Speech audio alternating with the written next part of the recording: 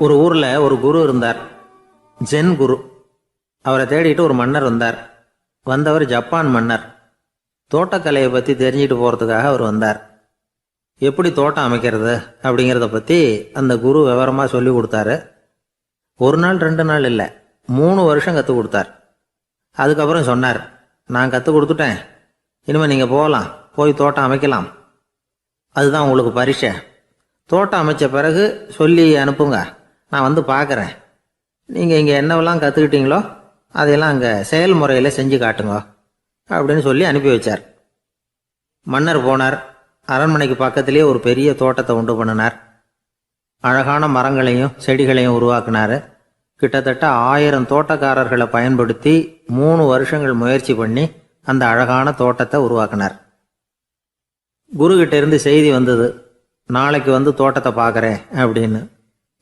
மன்னர் உடனே சுறுசுறுப்பாயிட்டார். முதல் நாளே தோட்டத்தை சுத்தப்படுத்தினார். ராத்திரி பூரா யாரும் தூங்கலை. எல்லாருக்கும் தோட்டத்தை ஒழுங்குபடுத்துகிற வேலை. அது அந்தந்த இடத்துல ஒழுங்காக இருக்குதா அப்படின்னு சரி பார்த்தாங்க. ஒரு தவறும் இல்லாத வகையில் அதை ஒழுங்குபடுத்தினாங்க. மறுநாள் குரு வந்தார், தோட்டத்தை பார்த்தார். அவருக்கு கோபம் வந்துட்டுது. மன்னருக்கு ஆச்சரியம், எப்பவும் சிரிச்சுக்கிட்டே இருக்கிறவர் இப்போ இப்படி இருக்கிறாரே அப்படின்னு. மெதுவாக குருக்கிட்ட போய், எல்லாம் சரியாக தானே இருக்குது அப்படின்னார். எல்லாம் சரிதான், ஆனாலும் எங்கே அந்த பொன்னிற காற்று அப்படின்னார். உதிர்ந்த இலைகள், பொன் மஞ்சள் நிற இலைகள் காற்றில் அப்படி புரண்டு ஓடுவதை நான் பார்க்க முடியவில்லையே அப்படின்னாராம். அது இல்லாமல் இந்த தோட்டம் உயிரோட்டம் உள்ளதாக இருக்காது, இதில் பாடல் இல்லை, ஆடல் இல்லை, அதெல்லாம் இல்லாமல் இந்த தோட்டம் ரொம்பவும் செயற்கையாக தெரியுதேன்னாராம். மன்னர் இப்போதான் யோசனை பண்ணார். கீழே கிடந்த காஞ்சி போன இலைகள் மட்டும் இல்லை, மரத்தில் இருந்த காஞ்சி போன இலைகளையும் அப்புறப்படுத்தி சுத்தமாக வச்சிருக்கிறார். இறப்பும் வாழ்க்கையினுடைய ஒரு பகுதி தான். மரணம்ங்கிறது வாழ்க்கைக்கு எதிரானது அல்ல, அதை நிரப்பும் ஒரு பகுதி தான் அது. மரணம் இல்லையில் வாழ்க்கையே இல்லை அப்படிங்கிறது பெரியவங்க கருத்து. இப்போ அந்த தோட்டம் அழகாக தான் இருக்குது, இருந்தாலும் அது ஒரு ஓவியம் மாதிரி உயிர் இல்லாமல் இருக்கு. குரு ஒரு வாளியை கையில் எடுத்துக்கிட்டார். தோட்டத்தை விட்டு வெளியில் போனார். ஏற்கனவே வீசி எறிந்த அந்த சருகுகளை எல்லாம் அள்ளி கொண்டுகிட்டு வந்தார். உள்ள எல்லா இடங்கள்லையும் அதை வீசினார். உடனே காற்று அந்த காய்ந்த சருகுகளையும் பழுத்த இலைகளையும் அசைக்க ஆரம்பிச்சுட்டுது. இப்போ அங்கே சலசல சத்தம், சங்கீதம், இலைகளின் நடனம், ஓவியம் மாதிரி இருந்த அந்த தோட்டத்துக்கு இப்போ உயிர் வந்துட்டுது. இதுதான் அந்த பொன்னான காற்று அப்படின்னாராம் குரு. மன்னருக்கு புரிஞ்சுது. மிகப்பெரிய ஜென் கேள்வி ஒன்று உண்டு. உம்மான் அப்படிங்கிற ஒரு பெரிய குருவை பார்த்து துறவி ஒருத்தர் கேட்டாராம், இலைகள் எல்லாம் கீழே விழுந்து மரங்கள் மொட்டையாக இருக்கும் பொழுது என்ன நடக்கும்? இதுதான் கேள்வி. இதுக்கு உம்மான் சொன்ன பதில் பொன்னான காற்று, தி கோல்டன் விண்ட் அப்படின்னாராம். இதுக்கு என்ன விளக்கம்னா, உன்னுடைய எண்ணங்கள் எல்லாம் உன்னுடைய மனசிலிருந்து கீழே விழுந்து உனது உள்ளுணர்வானது மொட்டையாக நிற்கும் நிலைதான் அது. உனது வேர்களின் அருகில் காற்று வீசுகிறது. எல்லா எண்ணங்களும் உன்னிலிருந்து வெகு தூரத்துக்கு புரண்டு கொண்டே சென்று விடுகிறது. நீ அவற்றை கடந்து விட்டால் நீ அவைகளுக்கெல்லாம் மேலெழுந்து கீழே பார்ப்பவனைப் போல நிற்க ஆரம்பித்து விடுவாய். அதுதான் தியானம் என்பது அப்படின்னு சொல்றாங்க. தியானம்ங்கிறது எண்ணத்துக்கு எதிரானது இல்லை. தியானம்ங்கிறது எண்ணங்களை கடந்து செல்வது தான். அதுக்கப்புறம் நாம பொன்னிற காற்றுல ஆட ஆரம்பிச்சிருவோம். இதுதான் பெரியவர்கள் சொல்றது. என்கிட்ட ஒருத்தர் தோட்டம் அமைக்கணும்னு யோசனை கேட்டு வந்தார். எல்லாம் சொல்லி கொடுத்தேன். செடிகள்லாம் செழிப்பா வளரணும்னா வேர் காயாம பார்த்துக்குங்க, தினமும் தண்ணி விடுங்க அப்படின்னு சொல்லி அனுப்பி வச்சேன். 1 மாசம் கழிச்சு ஒரு தோட்டத்தை பார்க்கறதுக்காக போனேன். போய் பார்த்தா எல்லா செடியும் வாடி கிடக்குது. என்னங்க இப்படி பண்ணிவிட்டீங்கன்னு. நீங்க சொன்னபடி தான் செஞ்சேன்னார். என்ன செஞ்சீங்கன்னு கேட்டேன். வேறு காயாமல் பார்த்துக்க சொன்னீங்க, தினமும் ஒரு தடவை எல்லா செடியையும் ஒவ்வொன்றா பிடுங்கி பார்த்து வேறு காயாமல் இருக்கா அப்படின்னு பார்த்துட்டு அதுக்கப்புறம் தண்ணி பாய்ச்சனே, அவ்வளவுதான் அப்படின்னார்.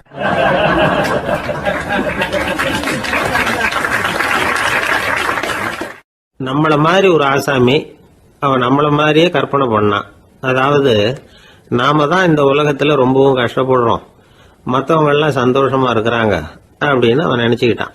அவன் ஒரு நாள் கடவுளை வேண்டிக்கிட்டானா, சுவாமி, இந்த உலகத்துல எவ்வளவோ பேர் இருக்கிறாங்க, ஒவ்வொருத்தருக்கும் ஒவ்வொரு விதமான கஷ்டம் இருக்கலாம், ஒத்துக்கிறேன். இருந்தாலும் எனக்கு அது கொஞ்சம் அதிகமா இருக்கிறது மாதிரி தெரியுது. அதனால நீங்க எனக்காக ஒரு சின்ன உதவி செஞ்சா போதும். அது வேற ஒண்ணும் இல்ல, என்கிட்ட இருக்கிற துயரங்களை இன்னொருத்தர் யாருகிட்டயாவது கொடுத்துருங்க, அவர்கிட்ட இருக்கிற துயரங்களை என்கிட்ட மாத்தி கொடுத்துருங்க. ஒரு மியூச்சுவல் டிரான்ஸ்ஃபர், அவ்வளவுதான், அப்படி பண்ணிவிட்டா போதும் அப்படின்னு வேண்டிக்கிட்டானான். அன்னைக்கு ராத்திரியே அவன் ஒரு கனவு கண்டிருக்கான். வானத்திலிருந்து ஒரு குரல் கேட்டிருக்கு. அது என்ன சொல்லிச்சு தெரியுமா? ஏ ஜனங்களே, எல்லாரும் அவங்கவுங்க கஷ்டங்களை ஒரு பையில போட்டு எடுத்துக்குங்க. அப்படி எடுத்துக்கிட்டு நேரா இந்த ஊர் எல்லையில இருக்கிற கோயிலுக்கு வந்து சேருங்க அப்படின்னு அந்த குரல். ஆஹா, கடவுள் நம்ம பிரார்த்தனைக்கு செவி சாய்ச்சுட்டார் அப்படின்னு சந்தோஷப்பட்டான் இவன். உடனே என்ன பண்ணான்? தன்கிட்ட இருந்த கஷ்டத்தையெல்லாம் ஒரு சாக்கு பையில போட்டு எடுத்துக்கிட்டான். வீட்டை விட்டு வெளியில வந்தான். தெருவில் இறங்கி நடக்கிறான். அங்க பார்த்தா ஏகப்பட்ட பேர் ஆளுக்கு ஒரு பைய தூக்கிக்கிட்டு கோயிலுக்கு போயிட்டு இருக்கிறாங்க. சில பேர் மூட்டையா கட்டி தலையில சுமந்துக்கிட்டு போயிட்டு இருக்கிறாங்க. இவன் பார்த்தான். இவனுக்கு ரொம்ப ஆச்சரியமா இருந்தது. ஏன்னா எல்லாரும் வச்சிருக்கிற பைய இவன் பைய விட பெருசா இருந்தது. இவன் பை தான் இருக்கிறதுலயே கொஞ்சம் சின்னதா தெரிஞ்சது. இப்ப அவன் மறுபடியும் சாமியை வேண்டிக்கிட்டான். கடவுளே, இப்ப உள்ள சூழ்நிலையை கவனிச்சா என்கிட்ட இருக்கிற பைய பரவாயில்லன்னு தோணுது. அதனால வேற பை எதையும் மாத்த வேணாம், இதுவே பரவாயில்ல, இந்த பையோட திரும்பி வீட்டுக்கு போனா போதும்னு நினைக்கிறேன் அப்படின்னு எதோ நினைக்க ஆரம்பிச்சுட்டான் அவன். எல்லாரும் கோயிலுக்கு போய் சேர்ந்தாங்க. கோயில்ல அந்த குரல் மறுபடியும் கேட்டுது. எல்லாரும் அவங்கவுங்க பைகளை சோகத்துல தொங்க விடுங்க. திடீர்னு விளக்குகள் அணையும், மணி அடிக்கப்படும், அதுதான் அடையாளம். அந்த சமயத்துல இருட்டுல உங்களுக்கு வேண்டிய பைய நீங்க மாத்தி எடுத்துக்கலாம், தேர்ந்தெடுத்துக்கலாம். வெளிச்சம் இருக்கிறப்பவே உங்களுக்கு பிடிச்ச பைக்கு பக்கமா பார்த்து நீங்க நின்னுக்கலாம் அப்படின்னு சொல்லி விவரம் சொல்லிச்சான் அந்த குரல். அப்படி சொன்னதுக்கு அப்புறம் திடீர்னு விளக்கு அணைஞ்சுது, மணி அடிச்சுது. கொஞ்ச நேரம் கழிச்சு மறுபடியும் விளக்குகள்லாம் எரிஞ்சுது. இப்போ பார்த்தா எல்லாரும் அவங்கவுங்க பையையே கெட்டியா பிடிச்சிட்டு நிக்கிறாங்க. இவனும் அப்படியே நிக்கிறான். இவன் மெதுவா பக்கத்துல நிக்கிறவங்க கிட்ட கேட்டானா, ஏன் நீங்க பைய கையிலேயே வச்சிருக்கிறீங்க, செவுத்துல மாட்டலையா அப்படின்னு கேட்டிருக்கான். இல்லப்பா, நீ ஏன் கையிலேயே வச்சிருக்கிறியோ அதே காரணத்துக்காக தான் நாங்களும் வச்சிருக்கிறோம். நம்ம கவலைகளை பத்தி நமக்கு ஓரளவுக்காவது தெரியும். ஆனா மற்றவங்க கவலைகள் நமக்கு பரிச்சயம் இல்லாதவை, பழக்கம் இல்லாதது. அதனால நமக்கு தெரிஞ்ச கவலைகளை சமாளிக்கிறது சுலபம்.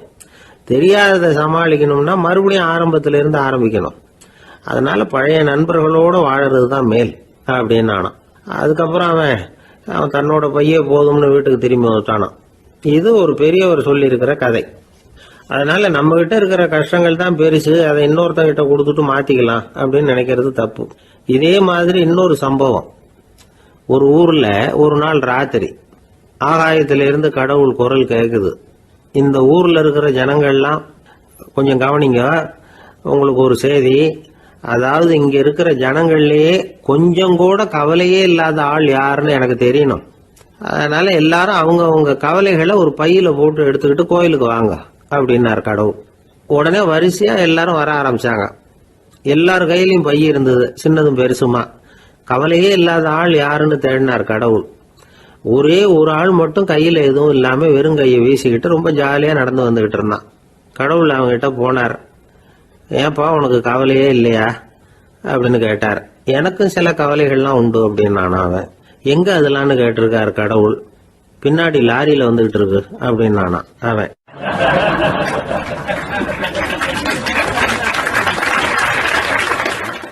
ஒரு ரயில் வேகமா போயிட்டு இருக்கு. அது ஒரு ரயில்வே ஸ்டேஷன்ல கொஞ்ச நேரம் நின்னுது. அப்போ அதுல ஒரு ஆள் ஏறினார். தலையில ஒரு மூட்டையை வச்சிருந்தார். மூட்டையை தலையில சுமந்துக்கிட்டே உள்ள வந்தாரு. மூட்டையை தலையில சுமந்துக்கிட்டே ஒரு இடத்துல உட்கார்ந்தார். ரயில் மறுபடியும் புறப்பட்டது.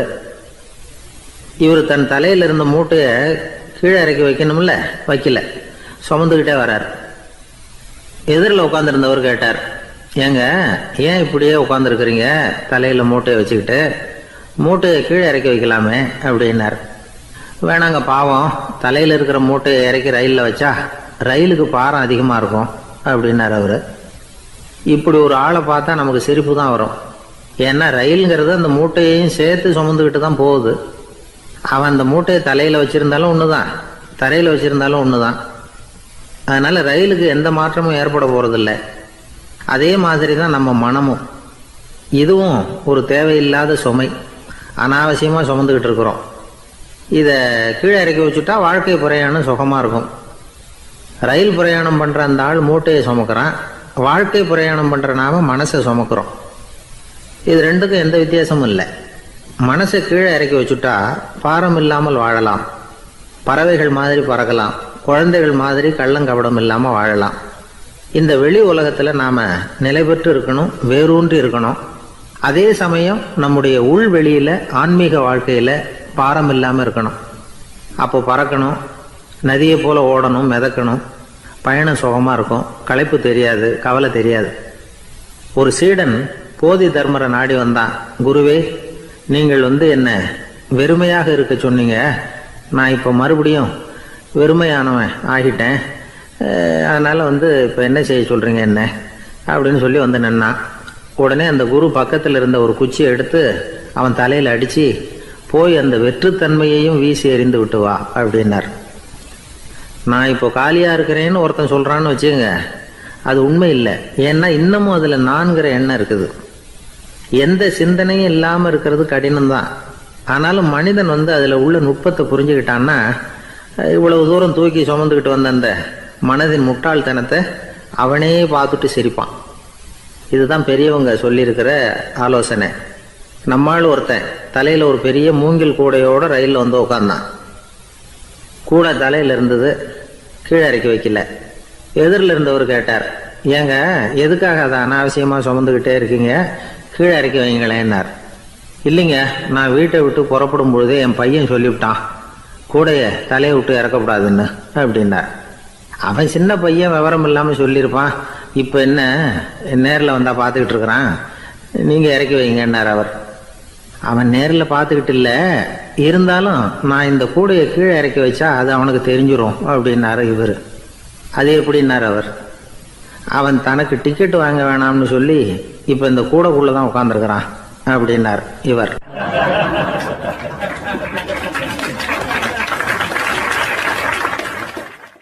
ஒரு ஊரில் ஒரு இளைஞன் இருந்தான். ஒரு நாள் அவன் ஒரு குருவை தேடிக்கிட்டு புறப்பட்டான். ஊரை விட்டு வெளியில் போனான். போகிற வழியில் ஒரு காடு. அந்த காட்டில் ஒரு மரத்தடியில் ஒரு பெரியவர் உட்காந்துருக்கிறார். அமைதியாக மௌனமாக அவர் அமர்ந்திருக்கிறார். இந்த பெரியவரை விசாரிக்கலாம், குருவை தேடி கண்டுபிடிக்கிறதுக்கு இவர் ஏதாவது ஒரு வழி சொல்லி கொடுப்பார் அப்படின்னு நினச்சிக்கிட்டு அவரை நெருங்கினான். ஐயா, எனக்கு ஒரு குரு தேவை, எங்கே கிடைப்பார், அவரை எப்படி அடையாளம் கண்டுபிடிக்கிறது, அதை பற்றி ஏதாவது விவரம் சொன்னீங்கன்னா நான் கண்டுபிடிச்சிக்குவேன் அப்படின்ட்டுருக்கான். பெரியவர் நிமிர்ந்து பார்த்தார். தம்பி, அது ரொம்ப சுலபம். அவர் வயசானவராக இருப்பார், என்னை விட சுமார் 30 வயசு அதிகமாக இருக்கும். அவர் ஒரு மரத்தடியில் தான் உட்காந்துருப்பார் அப்படின்ட்டுருக்கான். சரிங்க பெரியவரே, அது என்ன மாதிரியான மரம், எப்படி இருக்கும் அப்படின்னு கேட்டிருக்கான். பெரியவர் அந்த விவரங்களையும் சொல்லியிருக்கிறாரு. அது மட்டும் இல்லை, சந்திக்கிற நாள், நேரம், வினாடி முதற்கொண்டு எல்லா விவரங்களையும் துல்லியமாக சொன்னாராம். இவ்வளவு விவரங்களை இவரால் எப்படி சொல்ல முடியுது அப்படின்னு இவனுக்கு ஆச்சரியம். இருந்தாலும் அந்த பெரியவர் கடைசியாக ஒரு விவரம் சொன்னார். அது என்ன தெரியுமா, எப்படியும் நீ அவரை சந்திக்கிறதுக்கு ஒரு 30 வருஷம் ஆகும் அப்படின்னு சொல்லிவிட்டாராம். ரொம்ப நன்றிங்க பெரியவரே அப்படின்னு சொல்லிவிட்டு அந்த இளைஞன் புறப்பட்டுருக்கான். இப்போ அவனுக்கு குரு பற்றின விவரம் எல்லாம் கிடைச்சிட்டுது, சந்திக்கிற நேரமும் தெரிஞ்சுட்டுது. ஆனால் 30 வருஷம் அவரை தேடி அலைய வேண்டியிருக்குமே. அவன் தேட ஆரம்பித்தான். காடு மலை எல்லாம் சுற்றி அலைஞ்சான். பல வருஷங்கள் தேடினான், அழுத்து போயிட்டான். கடைசியில் அவனுக்கும் வயசாகிட்டுது. கடைசியில் தன்னுடைய சொந்த ஊருக்கே திரும்பி போய்கிட்டு இருந்தான். அங்கே ஒரு மரத்தடியில் அவன் தேடிக்கிட்டு இருந்த குருநாதர் கிடைச்சார். யார் அவருன்னா, 30 வருஷத்துக்கு முன்னாடி வழி சொல்லி கொடுத்தாருல அதே பெரியவர். அவருக்கு இப்போ 30 வயசு அதிகமாக இருந்தது. அதே மரம், அன்னைக்கு பெரியவர் சொன்ன அடையாளம் இப்போ பொருத்தமாக இருந்தது. இப்போ அந்த பெரியவர் சொன்னார், சரியாக வந்து சேர்ந்துட்டேன், வா, உனக்காக தான் நான் இவ்வளவு காலமும் காத்துக்கிட்டு இருந்தேன் அப்படின்னாரான். என்ன சொல்கிறீங்கன்றிருக்கான். 30 வருஷத்துக்கு முன்னாடி என்கிட்ட வந்தியே, அப்போவே என் காலம் முடிஞ்சு போயிருந்தது. அப்போவே என்ன உனக்கு அடையாளம் தெரியல, அதனால் இவ்வளவு காலம் உனக்காக காத்துட்டு இருக்கும்படி ஆயிட்டுது அப்படின்னாராம். ஐயா, அப்போவே நீங்கள் சொல்லியிருக்கலாமே, இதுதான் 30 வருஷம் கழித்து நீ சந்திக்க போகிற இடம், நான் தான் உன்னுடைய குரு அப்படின்னு சொல்லியிருக்கலாமே அப்படின்ட்டுருக்கான். அந்த பெரியவர் சிரிச்சுக்கிட்டே இதுக்கு பதில் சொன்னாராம். நான் எவ்வளவோ விவரமாக தான் சொன்னேன், நீ சரியாக புரிஞ்சிக்கல. காரணம், அப்போ நீ போதுமான அளவுக்கு பக்குவம் பெற்றிருக்கவில்லை, அதனால் புரியும் சக்தி இல்லாமல் போயிட்டுது. அப்போ 30 ஆண்டு காலம் நீ அலைஞ்சு தெரிஞ்சிருக்கிற, அது காரணமாக இப்போ உனக்கு அந்த பக்குவம் வந்துட்டுது. அதனால தான் அடையாளம் காண முடிஞ்சது, நானே உன்னுடைய குரு அப்படின்னாராம். இதுலேருந்து என்ன தெரியுதுன்னா, ஆன்மீகத்தில் மாணவனாக சேர்றதுக்கு கூட ஒரு பக்குவத்தன்மை தேவைப்படுது. ஒரு பெரிய ஞானி, அவர்கிட்ட சீடனாக இருக்க ஒருத்தன் வந்தான், எதிரில் நின்னான். ஞானி அவனை வெகு நேரம் உற்று பார்த்தார். அப்புறம் சொன்னார், சீடனாக இருக்கிறது ரொம்ப சிரமம்னார். நான் தயாராக இருக்கிறேன்னா. அது இன்னமும் சிரமமாச்சே, இங்கே குருவாக இருக்கிறது மட்டுமே சுலபம் அப்படின்னாராம். அப்படின்னா நான் குருவாகவே ஆயிடுறேன் அப்படின்னானா. இது போலவே இந்த காலத்தில் கதை ஒன்று உண்டு. ஒரு பள்ளிக்கூடத்தில் வகுப்பு ஆசிரியர் மாணவனை திட்டிக்கிட்டு இருந்தார். டேய், நீ 100க்கு 10 மார்க்கு தான் வாங்கிட்டு இருக்க. இவ்வளவு மோசமாக நீ படித்தா கடைசியில் மாடு மேய்க்கிறது கூட லாய்க்கு இல்லாதவனா ஆயிடுவேன். அதுக்கப்புறம் என்ன செய்ய போகிறேன் அப்படின்னாராம். பையன் தலையை சொரிஞ்சிக்கிட்டே சொன்னானா, சார் அப்படின்னா ஒன்று செய்கிறேன் அப்படின்னானா. இவர் கேட்டிருக்கார், என்ன செய்ய போகிறேன்னு. வேற என்ன சார், உங்களை மாதிரி ஒரு ஆசிரியர் ஆகிடுறேன் அப்படின்னானா.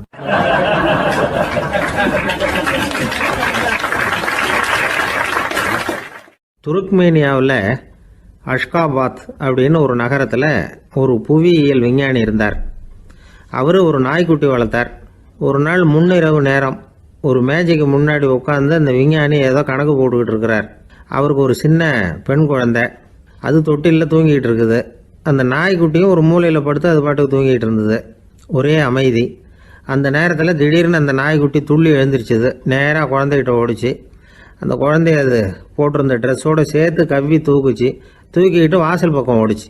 நாய்க்குட்டி குழந்தைய கவ்வி தூக்க முடியுமாங்கிற சந்தேகம் உங்களுக்கு இல்லையா? நீங்கள் நம்ம ஊர் நாய்க்குட்டியவே பார்த்து பழக்கப்பட்டிருக்கீங்க. அதனால் நம்புறதுக்கு சிரமமாக இருக்கும். அந்த ஊர்ல எல்லாம் அது ரொம்ப ஸ்ட்ராங்காக இருக்கும். ஒரு ஏதோ கண்ணுக்குட்டி மாதிரி இருக்கும். விஞ்ஞானி அதை பார்த்துட்டார். உடனே அந்த நாய்க்கு வெறி பிடிச்சிட்டுதுன்னு முடிவு பண்ணிட்டு தன்னோட கை துப்பாக்கி எடுத்துக்கிட்டு ஓடி வந்தார். அவர் வெளியில் நாய்க்குட்டி எங்கே அப்படின்னு பார்த்து தேடுறார். அந்த நேரத்தில் அந்த வீடு இடிஞ்சு விழுது. காரணம் பூமி அதிர்ச்சி. இப்படி பூமி அதிர்ச்சி உண்டாக போகுதுங்கிறது அந்த நாய்க்குட்டிக்கு முன்னாடியே தெரிஞ்சு போச்சு. அதுதான் குழந்தைய தூக்கிட்டு வெளியில் ஓடி வந்திருக்குது. அது மூலமாக அந்த குடும்பத்தையே காப்பாற்றிருக்குது அந்த நாய்க்குட்டி. இந்த சம்பவம் நடக்கிறதுக்கு 3 நாளைக்கு முன்னாடியே சில பிராணிகளுக்கு இப்படி நடக்க போகுதுங்கிறது தெரிஞ்சிருக்குதான். ஆமாம், அந்த நகரத்தில் 3 நாளைக்கு முன்னாடியே பாம்பு, பல்லி இதெல்லாம் அது தங்கியிருந்த வலையை விட்டு வெளியில் ஓடி வந்துட்டுது. அதே மாதிரி அங்கே இருந்த புறாவெல்லாம் பறந்து போயிடுச்சான்.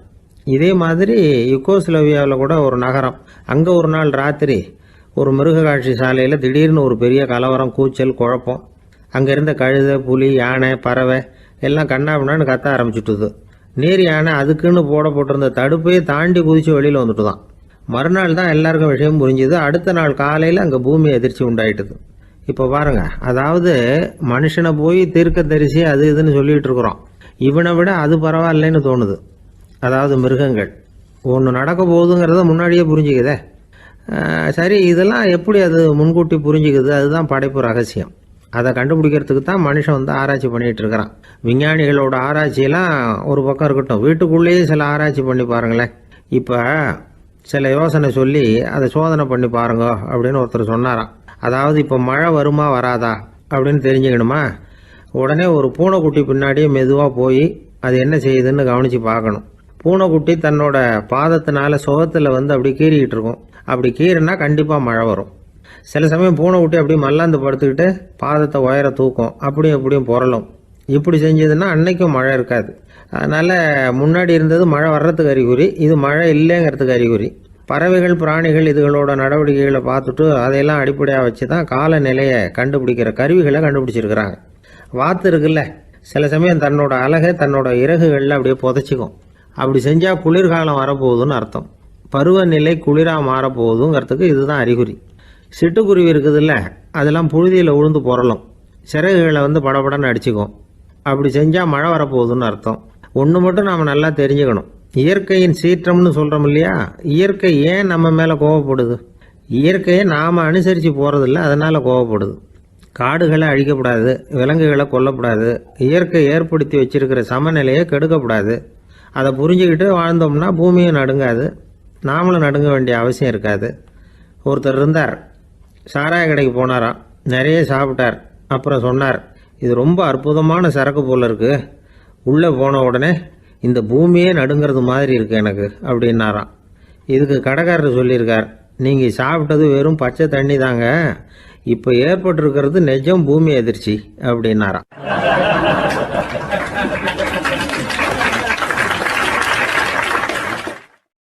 ஒருத்தர் ரொம்ப அவசரமாக போயிட்டு இருந்தார்.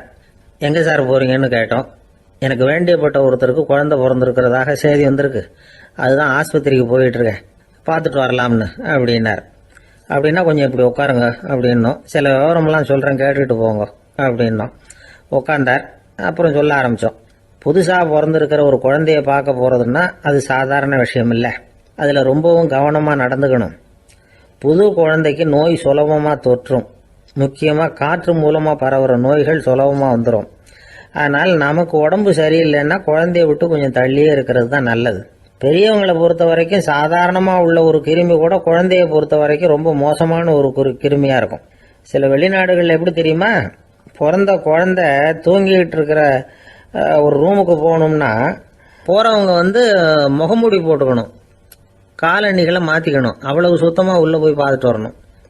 பொதுவாக சில ஆஸ்பத்திரிகளில் பார்த்தீங்கன்னா பார்வையாளர்கள் நேரத்தில் விசிட்டிங் ஹவர்ஸ் தாயை விட்டு குழந்தைய தனியாக பிரித்து வச்சுருவாங்க. எதுக்குன்னு நினைக்கிறீங்க?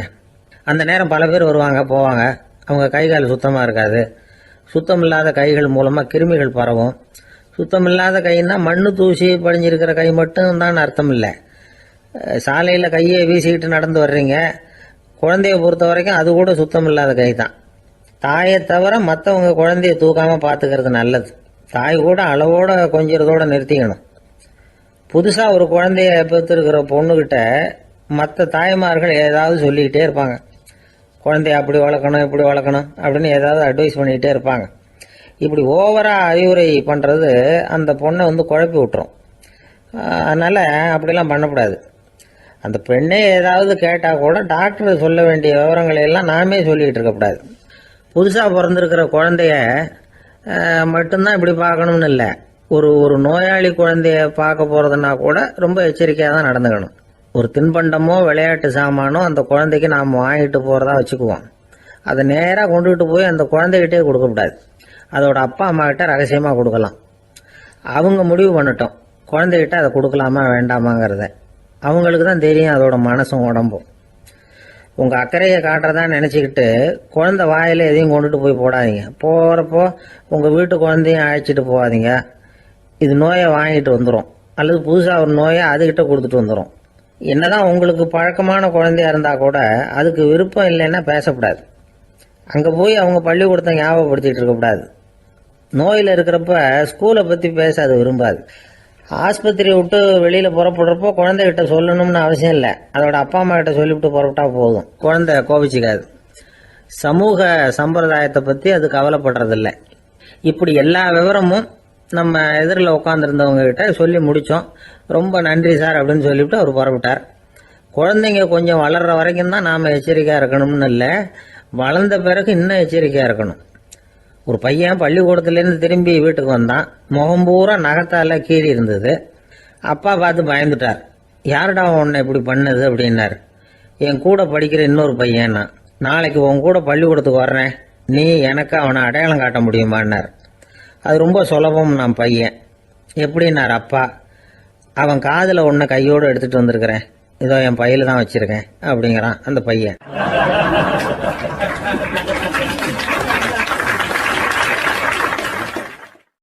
ஒரு பல்கலைக்கழகம், அங்கே ஒரு இலக்கிய பேராசிரியர். அவர் பாடம் நடத்திக்கிட்டு இருந்தார். ராபர்ட் ப்ரௌனிங் எழுதிய கவிதைகளை பற்றி சொல்லிகிட்டு இருக்கிறார்.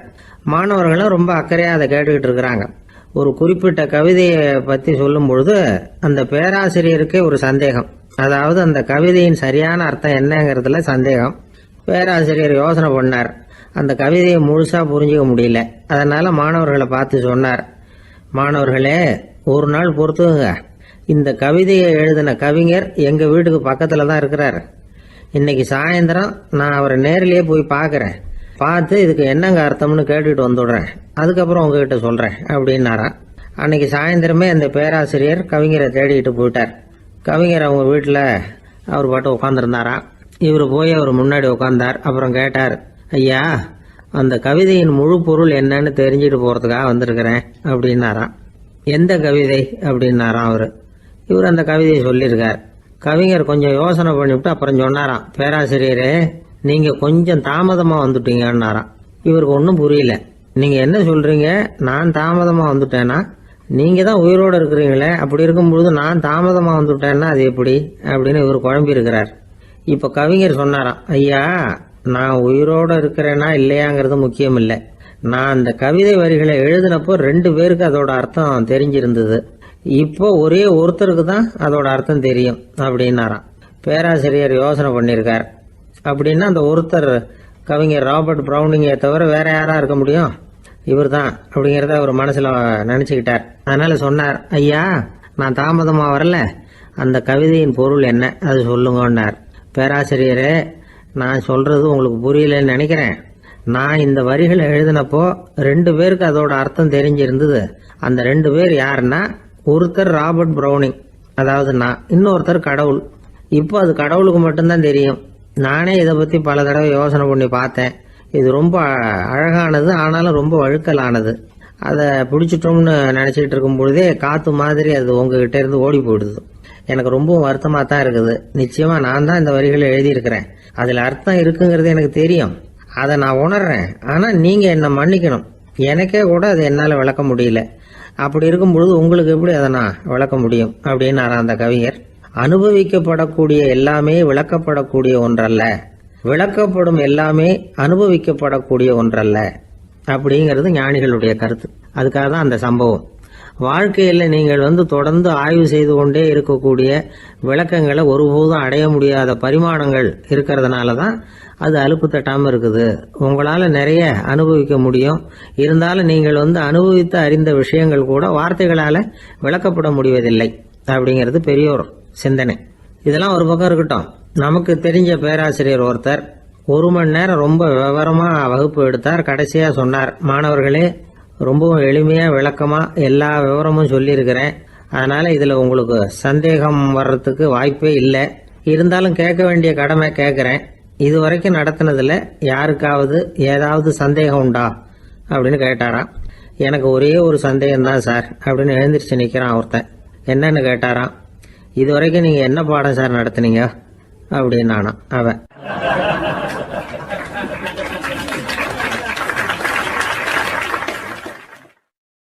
ஒருத்தர் ஒரு தவறு செஞ்சு விடுறாருன்னு வச்சுக்கங்க. உடனே நீ செஞ்சது தவறு அப்படின்னு சொல்றது ஒரு வகை. அதுக்கு பதிலாக எது சரின்னு அவர் புரிந்து கொள்ள உதவி செய்கிறது இன்னொரு வகை. இந்த 2வது வகை இருக்கு பாருங்க, நிர்வாக இயலில் இது ரொம்ப முக்கியம். அலுவலகத்தில் வேலை பார்க்குற ஒருத்தர் முக்கியமாக தெரிஞ்சுக்க வேண்டியது என்ன தெரியுமா? சக ஊழியர்கள்கிட்ட எப்படி பழகணும், மேலதிகாரிகள்கிட்ட எப்படி பழகணும், தனக்கு கீழே வேலை செய்கிறவங்க கிட்ட எப்படி பழகணும், வாடிக்கையாளர்கள்கிட்ட எப்படி பழகணும், இவங்க எல்லார்கிட்டையும் செம்மையான உறவை ஏற்படுத்திக்கிறது எப்படி. இதையெல்லாம் சொல்லிக் கொடுக்குற பாடம் தான் இன்டர் பர்சனல் ஸ்கில், திறமையான உறவு அப்படிங்கிறது.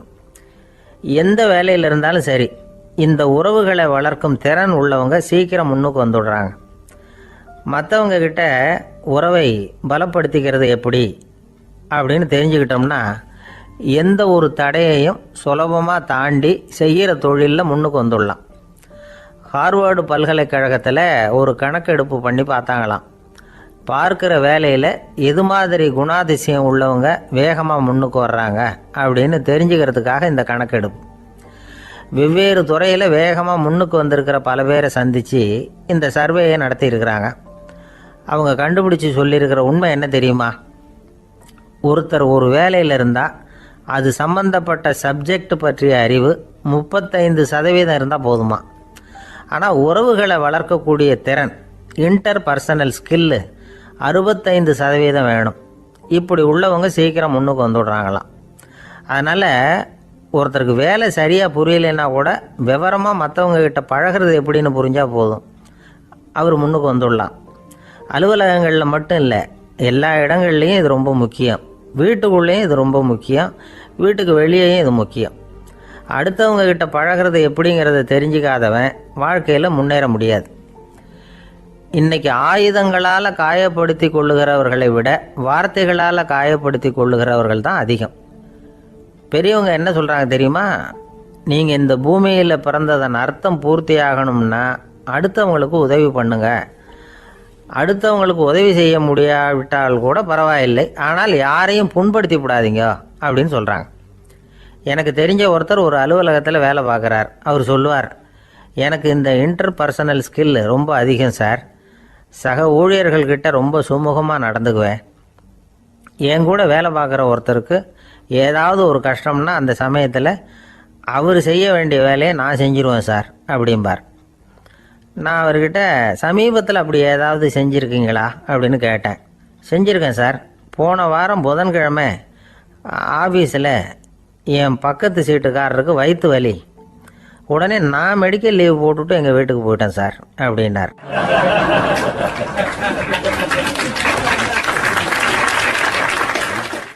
ஒரு ஊரில் ஒரு துறவி இருந்தார், புத்த சமய துறவி. அந்த ஊர் மன்னன் அவரை பற்றி கேள்விப்பட்டிருக்கான். ஒரு நாள் புறப்பட்டு போனான், துறவியின் பாதங்களை தொட்டு வணங்கினான். அதுக்கப்புறம் சொன்னான், ஐயா, நான் உங்களை அரண்மனைக்கு அழைச்சிட்டு போகிறதுக்காக வந்திருக்கிறேன். இனிமேல் நீங்கள் இங்கே எதுக்கு இருக்கணும் அப்படின்னானா. அவன் மனசுக்குள்ளே என்ன நினைப்புன்னா, இவர் எங்கே வர போகிறாரு, நான் ரொம்ப எளிமையானவன், எனக்கு எதுக்கு அரண்மனை வாசம்னு சொல்லிவிடுவார் அப்படின்னு நினச்சிருக்கான். ஆனால் அந்த துறவி என்ன பண்ணார் தெரியுமா? அப்படியா, சரி போகலாம், வா, போய் உன் ரதத்தை கொண்டுட்டு வா, அரண்மனைக்கு போகும்பொழுது அதுக்கு தகுந்த மாதிரி ஆடம்பரமாக போகணும் அப்படின்னு விட்டாரான். துறவி இப்படி சொன்னதும் அந்த மன்னனுக்கு மனசுக்குள்ளே சந்தேகம் வந்துட்டுது. இவர் உண்மையிலேயே துறவி தானா, ஏமாத்து பேர் வழி மாதிரி தெரியுதே அப்படின்னு நினச்சிருக்கான். இருந்தாலும் இனிமேல் என்ன பண்ணுறது, சொல்லியாச்சு. ரதத்தை கொண்டுகிட்டு வந்தான். துறவி ஏறி உக்காந்தார். பக்கத்தில் ராஜா. அவர் ரொம்ப உற்சாகமாக வரார். இவன் ரொம்ப சோர்ந்து போய் வரான். துறவி மரத்தடியிலேயே வாழ்ந்து பழக்கப்பட்டவர், அரண்மனையில் எளிமையாக ஒரு இடத்துல உட்காந்துக்குவார் அப்படின்னு நினச்சான். ஆனால் அப்படி இல்லை. அரண்மனைக்கு வந்த உடனே அந்த துறவி அதை கொண்டுட்டு வா, இதை கொண்டுட்டு வான்னு சொல்லி உத்தரவு போட ஆரம்பிச்சுட்டார். அரண்மனையில் இருந்தால் அரசனை மாதிரி இருக்கணும் அப்படிங்கிறார். ராத்திரி பூரா சௌகரியமாக தூங்கினார். பகலில் அரண்மனை தோட்டத்தில் உலாவ வேண்டியது, நீச்சல் குளத்தில் குளிக்க வேண்டியது, இப்படியே பொழுது போக்கிட்டு இருக்கிறார். அந்த அரண்மனையில் துறவி மகிழ்ச்சியாக இருக்கிறார். மன்னனால் அப்படி இருக்க முடியல. அவருக்கு எந்த கவலையும் இல்லை, இவனுக்கு அரசாங்க கவலைகள். துறவி அப்படி இருக்கிறத இவனால் தாங்கிக்க முடியல. ஒரு நாள் அவர்கிட்டயே போய், நான் உங்ககிட்ட கொஞ்சம் பேசணும்னு நானா. துறவி பார்த்தார். நான் இந்த அரண்மனைக்கு வரும்பொழுதே நீ என்னமோ என்கிட்ட கேட்கணும்னு நினைச்ச, ஏன் காலதாமதம்? நீ அனாவசியமாக உன்னையே தொந்தரவு பண்ணிட்டு இருக்கிற, நீ கவலையாக இருக்கேங்கிறது எனக்கு புரியுது. நான் மரத்தடியில் இருந்தப்போ கூட என்னை அடிக்கடி சந்திச்சுக்கிட்டு இருப்பேன், ஏதாவது விளக்கம் கேட்கறது உண்டு. இங்கே வந்த பிறகு என்னை சந்திக்கிறது கூட அபூர்வமாக போயிட்டுது. நீ இப்போ என்ன கேட்க போறேங்கிறது எனக்கு தெரியும், இருந்தாலும் கேள் அப்படின்னாராம். வேற ஒன்றும் இல்லைங்க, இப்போ உங்களுக்கும் எனக்கு என்ன வித்தியாசம்? 2 பேரும் அரண்மனையில் தான் இருக்கிறோம். நீங்கள் மகிழ்ச்சியாக இருக்கிறீங்க, நான் அப்படி இருக்க முடியல. இவ்வளவுக்கும் நீங்கள் முன்னாடி இருந்தது மாதிரி இல்லை. தினமும் தங்க தேர் கேட்குறீங்க, உயர்தரமான ஆடைகள் அணிகிறீங்க, சுவையான சாப்பாடு. இப்படி இருக்கிறப்போ உங்களுக்கும் எனக்கு என்ன வித்தியாசம்? இதுதான் மன்னனுடைய கேள்வி. இதுக்கு பதில் சொல்கிறேன், என் கூட புறப்பட்டு வா, இந்த நகரத்துக்கு வெளியில் போவோம் அப்படின்னு சொல்லி அரசனை கூப்பிட்டுக்கிட்டு ஊர் எல்லைக்கு சேர்ந்தார் துறவி. அங்கே போய் சொன்னார், இதை பாருப்பா, இந்த இடத்த தான் தேடிக்கிட்டு இருந்தேன். இனிமே நான் திரும்பி வர போறதில்ல. நீ என்னோட வர்றியா, திரும்பி போறியா அப்படின்னார். நான் எப்படிங்க உங்க கூட வர முடியும்? என்னுடைய நாடு, என்னுடைய சொத்துக்கள், மனைவி, மக்கள் எல்லாத்தையும் விட்டுட்டு எப்படிங்க வர்றதுன்னா. இப்போ அந்த துறவி சொன்னார், இப்போ வித்தியாசத்தை தெரிஞ்சுக்கிட்டியா? நான் அரண்மனையில் இருந்தேன், எல்லா வித பொருள்களும் உடையவனா இருந்தேன், ஆனால் எதையும் சொந்தம் கொண்டாடுறவனா இருக்கல. ஆனால் நீ அப்படி இல்லை, எல்லாத்தையும் சொந்தம் கொண்டாடிக்கிட்டு இருக்கிற. இதுதான் நமக்குள்ள வித்தியாசம் அப்படின்னு சொன்னார். அரண்மனை ஆடைகளை அப்படியே களைஞ்சார், அரசங்கிட்ட கொடுத்தார். உன்னுடைய ஆடைகளை நீயே வச்சுக்கோன்னார். அவர் பாட்டுக்கு நடந்து போனார், திரும்பியே பார்க்கல. அரசனுக்கு அப்பதான் தன்னுடைய அறியாமை விளங்குச்சான். இதுல இருந்து நாம புரிஞ்சுக்க வேண்டியது என்னன்னா, இந்த உலகத்துல எத்தனையோ பொருள்கள், அதையெல்லாம் முறையா பயன்படுத்தினா மகிழ்ச்சி. அதை விட்டுட்டு அதுக்கெல்லாம் சொந்தம் கொண்டாட ஆரம்பிச்சா கவலை. நம்ம ஆட்கள் சொந்தம் கொண்டாடுற விதமே தனி. ஒரு ஆளு இன்னொருத்தங்கிட்ட ஒரு கொடை கடன் வாங்கியிருந்தான், திருப்பி கொடுக்கல. கொடையை கொடுத்தவன் கேட்டான், என்கிட்ட கடன் வாங்கினிய கொடை, அதை கொஞ்சம் திருப்பி தர்றியான்னா. அது உனக்கு இப்போ அவசரமா தேவைப்படுதா அப்படின்னு கேட்டான் இவன். எனக்கு தேவைப்படல, அந்த கொடையை நான் யாருக்கிட்ட வாங்கியிருந்தேனோ அவனுக்கு இப்போ அது அவசரமா தேவைப்படுது அப்படின்னானா அந்த ஆள்.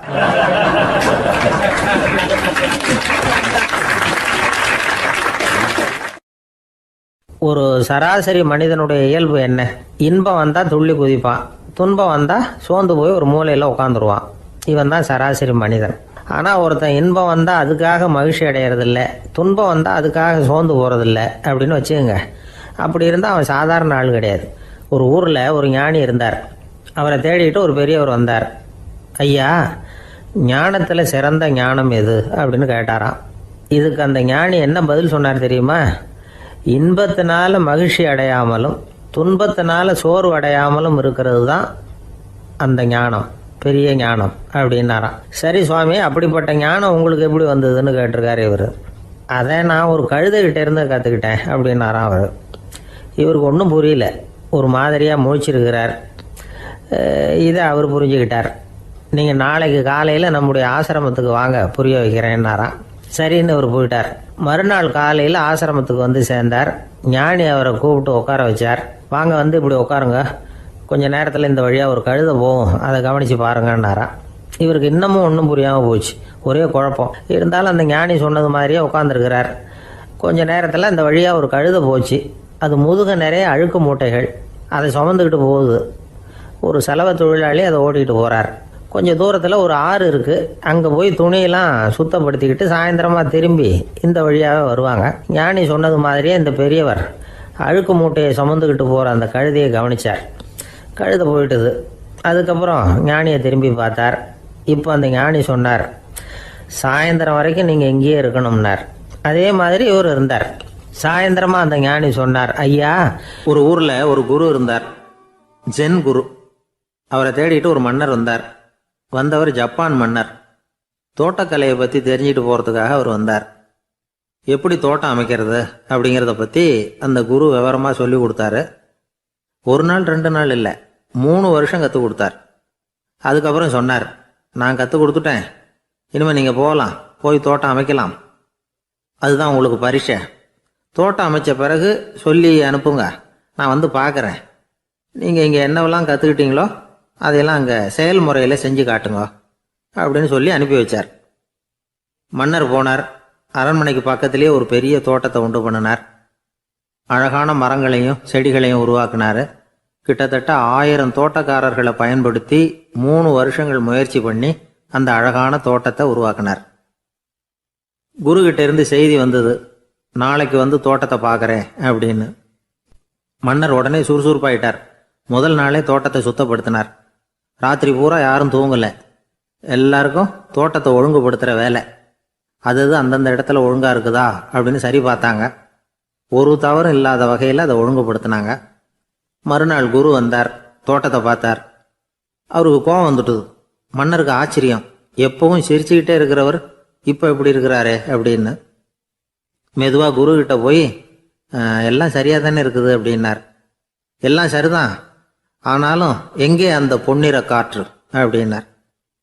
உதிர்ந்த இலைகள், பொன் மஞ்சள் நிற இலைகள் காற்றில் அப்படி புரண்டு ஓடுவதை நான் பார்க்க முடியவில்லையே அப்படின்னாராம். அது இல்லாமல் இந்த தோட்டம் உயிரோட்டம் உள்ளதாக இருக்காது, இதில் பாடல் இல்லை, ஆடல் இல்லை, அதெல்லாம் இல்லாமல் இந்த தோட்டம் ரொம்பவும் செயற்கையாக தெரியுதேன்னாராம்.